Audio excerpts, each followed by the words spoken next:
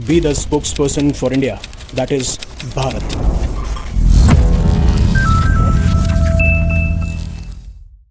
Hello future leaders. अब recently NASA यानी national aeronautics and space administration ने एक बहुत ही शॉकिंग और सीरियस वार्निंग दी है, स्पेशली अर्थ को लेके।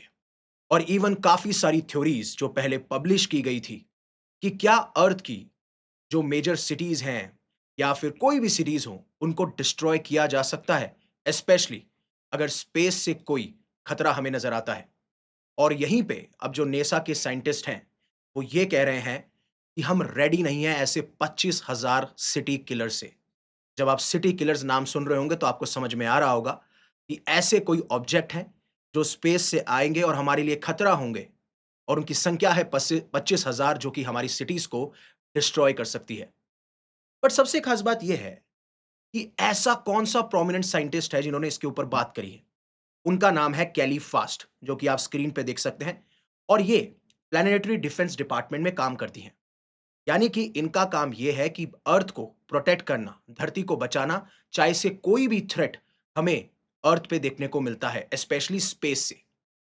और इसीलिए इनकी ये जो प्रेडिक्शन है या जो ये वार्निंग है, बहुत सीरियसली ली जा रही है। And she is saying it is my biggest fear, it keeps me up night. और यहां पे जिन ऑब्जेक्ट्स की बात की जा रही है जो at the end city killers बन सकते हैं, वो हैं एस्ट्रॉइड्स, जो हमारी अर्थ के आसपास रोटेट कर रहे हैं या घूम रहे हैं, स्पेशली इन स्पेस। और इन्हीं एस्ट्रॉइड्स के बारे में बात की गई। और स्पेशली जो केली फास्ट है, नासा के अंदर इनको यही आइडेंटिफाई करने के लिए रखा गया है कि कौन सा एस्ट्रॉइड्स अर्थ के लिए खतरा हो सकता है, किसको हम अवॉइड कर सकते हैं, क्या कोई प्रोबेबिलिटी है आने कुछ सालों में कि अर्थ के साथ में एक एस्ट्रॉइड का कोलिजन देखने को मिलेगा। और जब हमारे पास में इतनी टेक्नोलॉजी है, तो हम एस्ट्रॉइड्स को आइडेंटिफाई क्यों नहीं कर पा रहे, लोकेट क्यों नहीं कर पा रहे, डिटेक्ट क्यों नहीं कर पा रहे? और अगर डिटेक्ट कर भी लिया, तो क्या हमारे पास में प्लान है? और अभी जो इनका एक रीसेंट इंटरव्यू हुआ था 2024 के अंदर, सॉरी फरवरी 2025 के अंदर, जहां पर उन्होंने कहा कि अब जो चांसेस हैं, जो पॉसिबिलिटी है कि कोई एस्ट्रॉइड अर्थ को आके हिट कर सकता है, उसके चांसेस डबल हो चुके हैं। और इवन यहां तक कि अगर आप यूरोपियन स्पेस एजेंसी की बात करेंगे, तो उन्होंने कहा कि हम एक ऐसे एस्ट्रॉइड को क्लोजली मॉनिटर कर रहे हैं जिसका नाम है एस्ट्रॉइड 2024 वायरफ, जिसकी साइज है अबाउट फुटबॉल पिच। और ये 2032 तक अर्थ की किसी लोकेशन या किसी सिटी को टारगेट कर सकता है, जिसकी वजह से हमें सीवियर डैमेज देखने को मिल सकता है। और आज के टाइम पे, मतलब आज एट प्रेजेंट 2026 में, इसकी जो प्रोबेबिलिटी है टू हिट अर्थ या फिर कोई भी सिटी हो, कोई भी लोकेशन हो, दैट इज 4%। और अब इस इंटरव्यू के कंटेक्स्ट में देखें, जहां पे पॉसिबिलिटी डबल कर दी जा रही है, तो चांसेस और ज्यादा बढ़ जाते हैं। और मान लीजिए क्योंकि और ऐसा फिनोमेना जो होता है, वो साइंटिस्ट ये कहते हैं कि 1000 सालों में एक बार ऐसा देखा जाता है। और अगर ये जो एस्ट्रॉइड है, जो यूरोपियन स्पेस एजेंसी ने कहा है कि अर्थ को 2032 तक हिट कर सकता है, अगर ये अर्थ को हिट नहीं करता है, तो मैक्सिमम पॉसिबिलिटी ज्यादा और बढ़ जाएगी कि ये जो हमारी नेचुरल सैटेलाइट है मून, उसको हिट कर देगा। अब वन बाय वन जानेंगे, क्योंकि मेरे काफी सारे ऐसे व्यूअर्स हैं जिनको शायद एस्ट्रॉइड्स के बारे में नहीं पता। और अगर मान लीजिए किसी को एस्ट्रॉइड्स के बारे में पता भी है, तो उनके दिमाग में सबसे बड़ा ये सवाल आएगा, सर एस्ट्रॉइड बेल्ट तो मार्स और जुपिटर के बीच में देखने को मिलती है, ये अर्थ के आसपास कैसे आ गई? राइट? और डिटेक्ट हो रही है तो क्यों नहीं हो पा रही? और अगर हम डिटेक्ट कर भी पा रहे हैं, जो कैली फास्ट है वो ये कहती हैं कि एस्ट्रॉइड हमें ढूंढे उससे पहले हम एस्ट्रॉइड को ढूंढ लेते हैं। तो ऐसी क्या समस्या है, ऐसी क्या प्रॉब्लम्स है? उससे पहले अनअकैडमी आपके लिए लेके आया है लोएस्ट प्राइस एवर सब्सक्रिप्शन, जो कि 17,999 में अवेलेबल है। ऑफर आज टू नाइट को एंड हो रहा है, फ्लैट 55% ऑफ है। डिस्क्रिप्शन में आपको लिंक मिल जाएगा, वहां पे मेरा आपको कोड भी मिल जाएगा, यूवी पाजी वाला यूवी, उन्होंने मार दी 50, दैट इज यूवी 50। अब समझते हैं, बेसिकली समझते हैं। अगर मैं एस्ट्रॉइड्स की बात करूं, तो आप जब स्पेस की बात करते हैं तो ये बड़ी बड़ी चट्टाने हैं। और जब सोलर सिस्टम फॉर्म हुआ था अराउंड 4.6 बिलियन ईयर्स अगो, तो जो भी डस्ट थी या गैस थी, वो प्लैनेट्स बन जाते हैं। देखो, मैं टेक्निकलिटी में नहीं जा रहा हूं। अगर मैं बिल्कुल टेक्निकलिटी में जाऊंगा, थ्योरीज में जाऊंगा, nebular hypothesis, big bang theory, what not, तो फिर उसके बाद में जो क्रक्स है वो मिक्स हो जाएगा। तो जब हमारे सोलर सिस्टम का फॉर्मेशन होता है, तो उस टाइम पे डस्ट और गैस प्लैनेट्स बन जाती हैं। और कुछ ऐसे पीसेस होते हैं जो प्लैनेट्स नहीं बनते। प्लैनेट्स बनने के लिए भी काफी सारे क्राइटेरियाज हैं। I hope you must have read in your NCERT classes as well. तो जो ये लेफ्ट ओवर पीसेस हैं, जो डस्ट और गैस प्लैनेट्स नहीं बन पाए, उन्हें हम एस्ट्रॉइड्स कहते हैं, राइट? और ये मोस्टली जो एस्ट्रॉइड्स हैं, वो एक स्पेस में रहते हैं। मान लीजिए एक पार्किंग स्पेस है, जहाँ पे वो लोकेटेड है मार्स और जुपिटर के बीच में। लेकिन कई बार ये एस्ट्रॉइड इस बेल्ट से बाहर निकल के अलग-अलग प्लैनेट के आसपास आप देखेंगे। और अब जब ये अर्थ के बहुत पास आ जाते हैं, तब हम इन्हें कहते हैं नियर अर्थ ऑब्जेक्ट्स। और यही वो एस्ट्रॉइड्स हैं या फिर ऐसे ऑब्जेक्ट्स जो अर्थ के आसपास आ जाएँ और अर्थ के लिए खतरा हो, इन्हीं को हमें केयरफुली वॉच करना पड़ता है, देखना पड़ता है।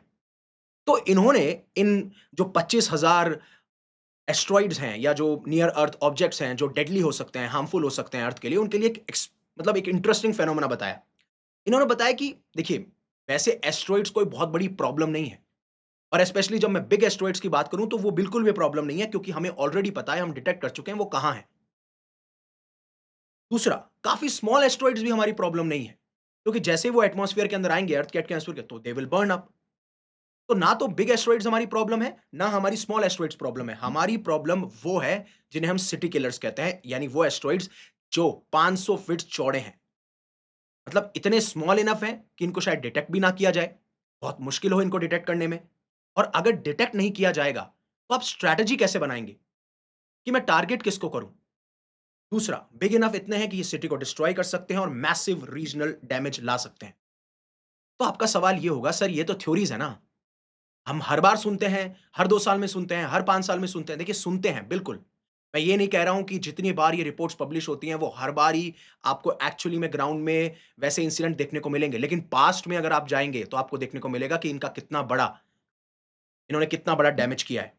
फॉर एग्ज़ाम्पल अगर आप 66 मिलियन ईयर्स अगो जाएँगे, तो एक ह्यूज एस्टेरॉइड ने मेक्सिको को हिट किया था, लगभग 10 किलोमीटर चौड़ा था।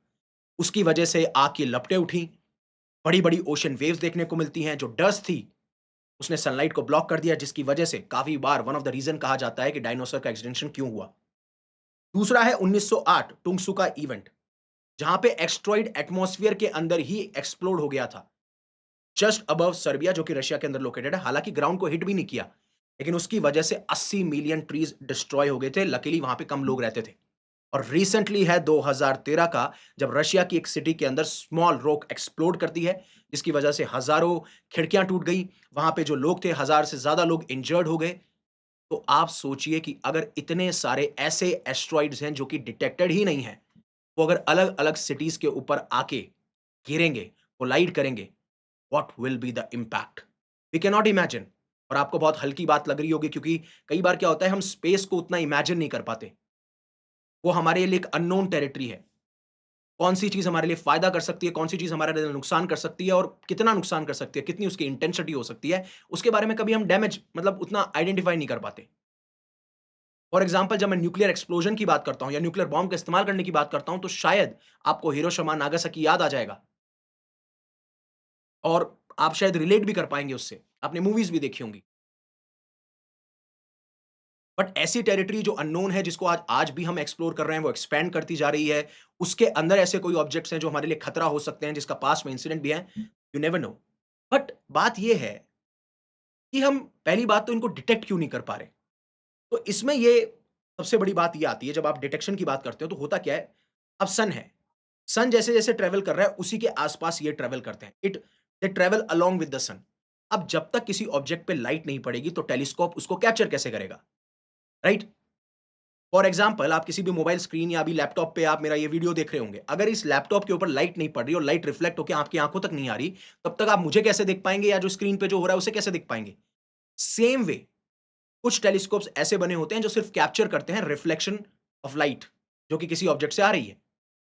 तो इसका क्या किया गया? नासा ने इसको फिक्स करने के लिए एक प्रॉब्लम निकाली। उन्होंने निकाला नियर अर्थ ऑब्जेक्ट सर्वेयर, यानी ऐसे ऑब्जेक्ट जो हमारी अर्थ के आसपास हैं, बस उनको केयरफुली वॉच करना है। कौन-सा हार्मफुल हो सकता है, कौन-सा नहीं हो सकता है, उसके लिए एक टेलीस्कोप बनाया जाता है जिसका नाम है नियर अर्थ ऑब्जेक्ट सर्वेयर। क्यों? क्योंकि ये लाइट को डिटेक्ट नहीं करता, ये हीट को डिटेक्ट करता है और हीट के बेसिस पे ये आइडेंटिफाई करते हैं कि okay this is asteroid, this is something else, right? और उस बेसिस पे कर पाते हैं। लेकिन क्या हम सही में एस्टेरॉइड्स को रोक सकते हैं आज के टाइम पे? तो यहाँ पे काफ़ी सारी चीज़ें आपको मूवीज़ में तो देखने को मिलेगा ना, मिसाइल छोड़ दी, दाग दी and then it get destroyed, ऐसा नहीं है। अब इसमें कुछ-कुछ कैटेगरीज़ हैं, मैं सिम्प्लीफाई बताता हूँ। एक है काइनेटिक इम्पैक्टर। इसमें क्या होता है, आप एक हेवी स्पेसक्राफ्ट को क्रैश कराते हो उस एस्टेरॉइड में, जिससे वो एस्टेरॉइड अपना पाथ या जो भी वो रास्ते पे ट्रैवल कर रहा था, उससे वो डाइवर्ट हो जाता है। और इसमें सबसे अच्छा एग्ज़ाम्पल है 2022 के अंदर जब नासा से ने सक्सेसफुली टेस्ट किया था, डबल एस्टेरॉइड रीडायरेक्शन टेस्ट।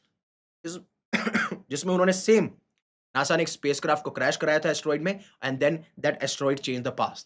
अगर आपको याद हो उस एस्टेरॉइड का नाम तो प्लीज़ बताइएगा। 2022 में डी से शुरुआत है और एस से ये एंड होता है। I hope you will recall it और maybe you will search it, that will be good for you. Second है ग्रेविटी ट्रैक्टर। अब एक स्पेसक्राफ्ट इतना नज़दीक चलता है एस्टेरॉइड के कि धीरे-धीरे जो आपको ग्रेविटी है, एक दूसरे की जो ग्रेविटी है, वो एस्टेरॉइड को अपने रास्ते से हटाने लग जाती है, राइट? तो एक स्पेसक्राफ्ट एस्टेरॉइड के आसपास काफ़ी सालों से चल रहा है और उसी स्पेसक्राफ्ट की जो स्मॉल ग्रेविटी होगी, वो धीरे-धीरे एस्टेरॉइड को अलग डायरेक्शन में लेके आएगी। फॉर एग्ज़ाम्पल मान लीजिए ये पाथ चल रहा है, आप देख सकते हो ये पाथ चल रहा है और फिर उसके बाद में स्पेसक्राफ्ट इधर जाता है तो ग्रेविटी के इधर जाएगा एस्टेरॉइड, फिर इधर जाएगा तो इधर जाएगा। Are you getting my point? तीसरा है न्यूक्लियर एक्सप्लोजन और ऑब्वियस सी बात है that would be used in emergency. जब आपको लग रहा है कि ऐसा एस्टेरॉइड आ रहा है जिसका डैमेज इतना बड़ा हो सकता है, we can not even fathom, like we can not even understand it. और what India is doing, India is also working on this planetary defence.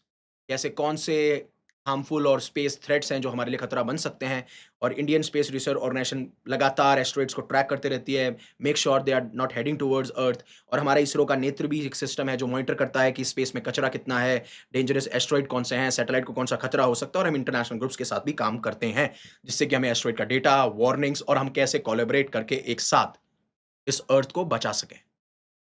So, what's your opinion about this whole incident, whole report, whole data, and whatever warning, the serious warning which has been issued by NASA scientists, especially the Kelly Fast? उससे पहले Unacademy जो है आपके लिए एक revision test series लेके आया है 2026 के लिए। 2500 से ज़्यादा हाई क्वालिटी प्रीलिम्स क्वेश्चन है, 8 सब्जेक्ट वाइज ऑनलाइन टेस्ट हैं। ये हमारे एजुकेटर्स ने क्यूरेट किए हैं, ये कोई सब्जेक्ट मैटर एक्सपर्ट नहीं है। वही एजुकेटर्स जो एक्चुअली में प्लस क्लासेस यानी हमारी ऐप पे पढ़ाते हैं, उनका इनपुट बहुत ज़्यादा मैटर करता है। अब वो सिर्फ जिस तरीके से अपना कंट्रीब्यूशन देते हैं, वो बहुत ज़्यादा इंपॉर्टेंट हो जाता है, क्योंकि मोस्टली कोचिंग्स में आप देखेंगे कि सब्जेक्ट मैटर एक्सपर्ट्स बैठते हैं और वो सारी चीज़ें बनाते हैं। ओएमआर रिस्पॉन्स शीट्स भी है, आंसर की एंड डिटेल सॉल्यूशन भी है, जस्ट 1999 में, क्योंकि नोटिफिकेशन आ चुका है। And right right this is the right time to be serious with respect to your civil services examination. Thank you very much for giving me your precious asset, that is your time. Stay safe, stay happy, take care. Jai Hind, Jai Bharat.